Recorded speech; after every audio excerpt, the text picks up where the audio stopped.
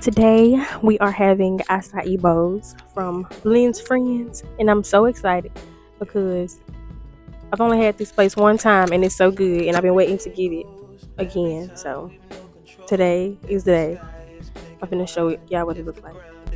So we got strawberries, blueberries, cookie butter, coconut flakes, honey. I think that's and granola. And when I tell y'all, it is so good. It's so good.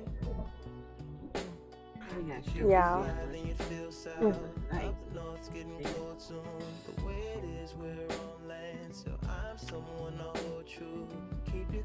This is so good. And honestly, it would be good without cookie butter, but you gotta get the cookie butter. You gotta get it because if you don't, mm-mm.